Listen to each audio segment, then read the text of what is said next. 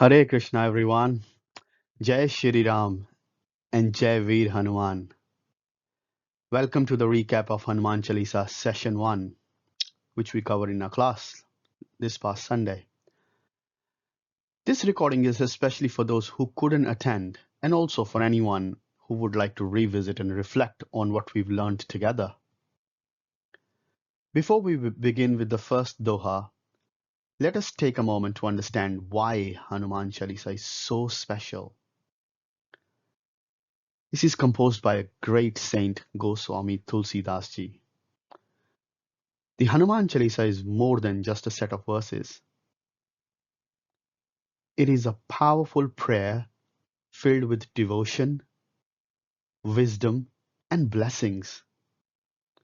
Every line glorifies the strength, humility, and unwavering service of Lord Hanuman, the dear devotee of Lord Ram. Hanumanji is the embodiment of bhakti, devotion, shakti, strength, and seva, service. And through him, we connect deeply with Shri Ram, the supreme Lord of compassion, righteousness, and dharma. By reciting and understanding the meaning of Hanuman Chalisa, we don't just chant, we observe, value, we purify our hearts, and we become stronger in faith. So let's now begin this beautiful journey, one doha, one chopai at a time, and discover the hidden treasure in each verse.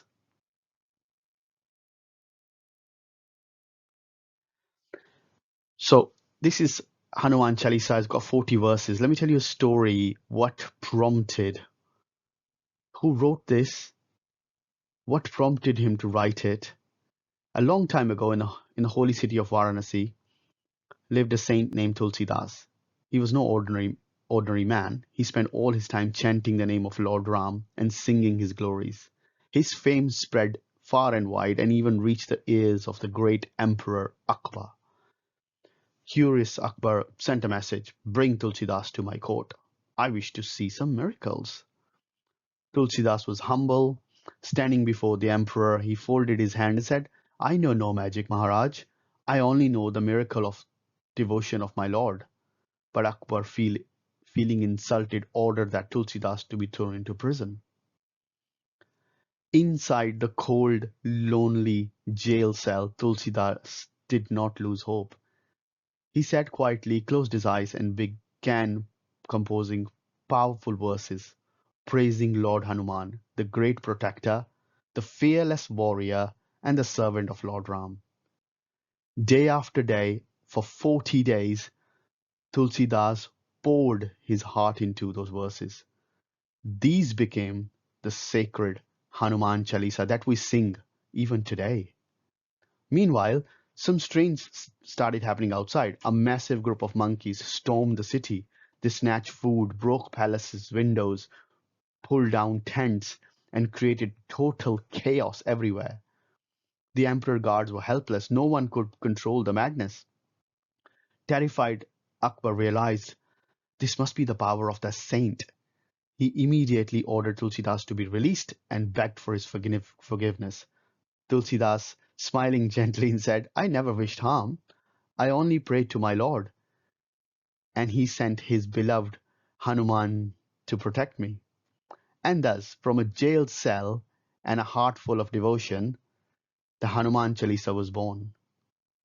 A hymn so powerful that even today it protects, strengthens, and blesses anyone who chants it with faith. Right, so let's start with the first Doha. Shri Guru Charan Saroj Raj Nij Man Mukuru Sudhari Varnau Raghuval Vimal Jasu Jodhayak Falchari. So what is the meaning of these words? Shri Guru, teacher, Charan, feet, Saroj, lotus, Raj is the dust, Nij is the self, Man is the mind, Mukur is the mirror, and Sudhari is the clean. Varanav is narrate, Raghuvar is Ramji's name, Vimal is pure, Jasu glorious, Jo witch, Dayak gives, Fal fruit, and Chari is four. So with the dust of the lotus feet of the teacher, by touching the feet of my guru, I cleaned the mirror of my mind. I narrate the glorious story of Raghuvar, who gives the four fruits of life. Four fruits of life? What are those four fruits? We'll cover that in my next slide. So Hanuman Chalisa is composed of 40 verses and has two dohas at the beginning and one at the end. In this first doha, Tulsidas ji requests the blessings of the teacher so that he can clear his mind and focus on writing the glories of Shri Ram and Hanumanji. The four fruits mentioned here are Dharma, Arth, Kam, and Moksha. These are moral values, prosperity, pleasures, and liberation. These four virtues are also called objectives of human life or Purusharth. We'll cover that in detail in my next slide. So the four fruits are very important in human philosophy. Dharma is righteousness and duty. Arth is prosperity and wealth. Kama is fulfilling rightful desires. And moksha is liberation from the cycle of birth and death. So imagine life as a grand tree. Every tree bears fruit, but only the right nurturing will make the fruit sweet and abundant. Similarly, in human life, there are four precious fruits that every soul is seeking, whether knowingly or unknowingly. Number one, dharma, the righteous living. Think of dharma as a strong trunk of a tree. It supports everyone else. Living truthfully, doing our duty, being compassionate, all of these are part of dharma. Let's take an example like Hanuman, Lord Hanuman, who perfectly obeyed Lord Rama's commands, whether it was finding Sita Mata or burning Lanka. He always acted righteously without personal pride. Second one, Artha, prosperity. Artha refers to like a wealth and resources needed to live and serve. It's not greed, but the right earning through honest means. So let's take an example. Hanuman never sought riches for himself, yet because of his pure heart, he was blessed with divine powers and unlimited strength, the real wealth. Kama, fulfillment of desires. Kama means fulfilling pure desires, desires that align with dharma. Hanuman ji only desire was to serve Lord Rama. His deep wish, let me always remember you, my Lord, was fulfilled. Similarly, when we desire good things, blessings follow. Moksha. Finally, moksha is the ultimate fruit. Freedom from suffering, from rebirth, and reunion with the divine. Hanumanji is considered as Chiranjeevi, an eternal devotee, already beyond the cycle of birth and death, because of his intense devotion. So what's the conclusion here? When we sincerely chant and meditate on Hanuman's glory, like Tulsidas encourages us, we slowly nurture these four fruits within our own lives, living righteously, prospering rightly, fulfilling noble desires, and ultimately reaching liberation. Now let's move on to the second doha. Buddhihin tanu janike sumiro pavan kumar bal buddhi vidya dehu mohe harhu kalesh vikar. Buddhihin tanu janike. Tulsidas humbly admits that he is small, ignorant, and limited. Sumiro Pavana Kumar. He prays to Hanumanji, who is full of strength, devotion, and knowledge. Bal Buddhi Vidya Dehu Mohe. Tulsidas is asking Hanumanji to give him these qualities to do his work properly. Harahu Kalesh Vikar. He asked Hanuman to wipe away his sufferings, worries, and wrong thoughts.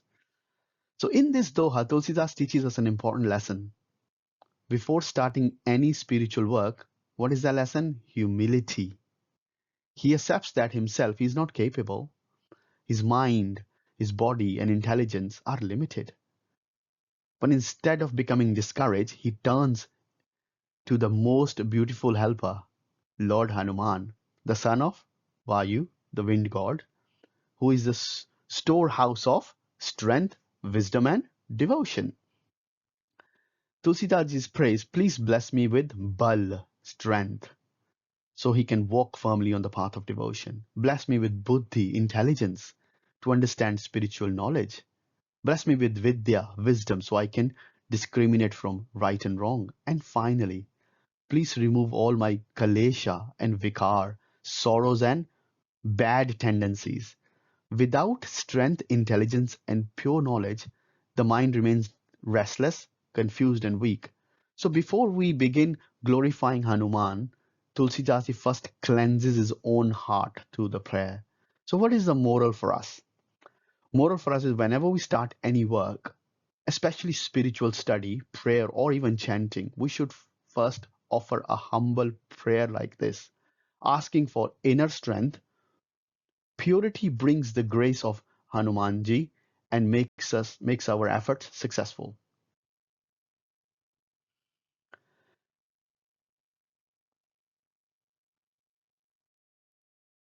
Now we're going to move on to the first Chapai. Jai Hanuman Gyan Gun Sagar, Jai Kapis Tihulok Ujagar. So in this first Chapai, Tulsidas ji glorifies Hanumanji's most important qualities and his universal fame. He calls Hanumanji what? Ocean of knowledge and good qualities. Meaning he's not just physically strong, but also deeply wise and virtuous.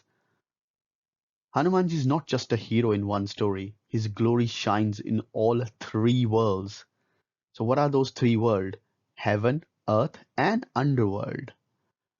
Patal, we call it. So wherever there are devotees, gods, demons, or sages, everyone respects Hanumanji for his pure heart and service to Lord Ram. This beautiful verse is a way of saying Hanumanji is not just a monkey warrior, he's a divine soul full of knowledge, strength, humility, and self devotion. When we chant this, we're not just praising him, we're also reminding ourselves to grow in wisdom and virtue like him. Let me tell you a story. Why is Hanumanji called an ocean of wisdom? When Hanumanji first meets Lord Ram in the forest, he speaks with such sweetness, humility, and intelligence that even Lakshman ji was amazed. He says, who is this Vanar? Who is this monkey who speaks like a learned Brahman, full of devotion? This moment shows that Hanumanji's wisdom is deep and divine, and not just learned from the books. It comes from his pure heart and devotion to Lord Ram. So another word we learn here is Kapish. Kapi is monkey. Ish means God. Kapish. Right. Let's move on to the next one. Ramadut atulit baldhama Anjani putra pavan sutnama. This chapai gives us a powerful introduction to Hanuman's identity and qualities. First, Tulsidas call him Ramadut, the divine messenger of Lord Ram. But more than messenger, Hanumanji is Ram's most loyal and loving servant. His entire life revolves around Ram's mission. Whether it was finding Sita Mataji, carrying the Sanjeevani mountain, or even burning Lanka, Hanumanji did it only to serve Ram. Next, he described him Atulit Baldhama, the abode of unmatched strength. This means Hanumanji's don't have strength, just have strength. He is a home of strength itself. His power is beyond comparison. Then we are reminded of his divine birth. He's a son of Mata Anjani Mata. and also known as Pavanputra, the son of a wind god. Why the wind? Because wind is everywhere, unstoppable and always moving, just like Hanumanji. His swiftness, power, and purity come from his divine connection. So in this verse, we meet Hanuman the servant, the powerhouse, and the divine child all in one. Do you know why is Hanumanji called Pavan Putra? When Mata Anjani prayed for a child, the wind god, the Vayudev, carried the divine prasad of Lord Shiva to her, and thus Hanumanji was born. Even though Vayu didn't physically father him, he blessed him with his energy, making Hanumanji as fast, invisible, and powerful as the wind. That's why he's lovingly called Pavanputra, the son of wind. Mahavir Vikram Bajrangi कुमति निवार सुमति के संगी. In this Chaupais, Tulsidas highlights both external and internal power of Hanumanji. First, Hanumanji is described as Mahavir, the great warrior, the mighty hero, and Vikram, courageous and fearless. He's also called Bajrangi, which means his body is as strong as Vajra, the weapon of Indra, which is unbreakable and unstoppable. Physically, Hanumanji is a symbol of immense power and unshakable courage. But Tulsidas doesn't stop just with physical strength. He also praises Hanumanji's spiritual strength. Hanuman removes Kumati. What is that? The wrong, negative, and foolish thinking from the minds of devotees, and becomes a companion of Sumati, right, wise, and pure thoughts. So, in short, Hanumanji not just protects us not just from external dangers, but also from our internal enemies like doubt, fear, laziness, anger, and confusion. By remembering and praying to Hanumanji, we receive physical protection and mental purification. Why is Hanumanji called Bajrangi, as strong as Vajra? After burning Lanka, Hanumanji returned the news of Sita Mataji. Ravan's mighty warriors have tried to capture and hurt him, but their weapons couldn't even scratch him. Just like thunderbolt Vajra that cannot be broken, Hanumanji's body was also invisible, and thanks to the blessings of Lord Shiva, Indra, and Vayu, that's why he's lovingly called Bajrangi, the one with the thunderbolt-like body. कंचन वरन विराज सुवेसा कानन कुंडल कुंचित केसा. In this Chapai, Tulsidas ji paints a beautiful picture of Hanumanji's divine appearance. He says Hanumanji has a golden kanchan complexion, not just bright and glowing, but like pure gold, which symbolizes divinity and brilliance. Hanumanji is dressed in radiant clothes, usually shown in orange or red, the color of tapasya, the austerity and devotion. He wears gold earrings, kanan kundal, which were gifted to him in his childhood by the gods. And his hair is curly and well groomed, kunchita kesha, showing both his beauty and dignity. This chapai reminded us that Hanumanji is not just strong and wise, he's also incredibly graceful and divine in appearance. Many people see him as a fierce warrior, but this verse shows his gentle, devotional, and royal form, like the divine prince of the monkey race, glowing with inner and outer beauty. When Hanumanji met Sita Mata in Ashokwatika, when Hanumanji first met Sita Mata in Lanka, he appears in a small, humble form. But once he delivers Ram's message, he reveals a full divine form, glowing like a gold, wearing kundals, and shining with divine energy. Sita Mata was filled with joy and awe seeing the radiant form of Hanumanji, just like this Chopai describes. And there's also a beautiful story. Um, Once Hanumanji saw Mata Sita applying a red sindoor on her forehead. He asked her about it, and Mataji, what is that? And Sita Mata replied, it is for the longer life of Prabhu Shri Ram. Then Hanumanji thought, if a small dot can increase Ram's life, then I'll apply it all over my body for even longer life of Prabhu. And that is Hanumanji for you guys. And this is where we finishes our first session, and we cover 5th to 8th, next 6 Chaupais in my next video. I hope this session helps you understand the deeper meaning behind each verse and feel more connected with Hanumanji's glories. Well, until then, keep chanting, keep smiling, and always remember, where there is a Hanuman, there is a fearlessness, wisdom, and victory. Jai Shri Ram, Jai Veer Hanuman. See you all in my next video very soon.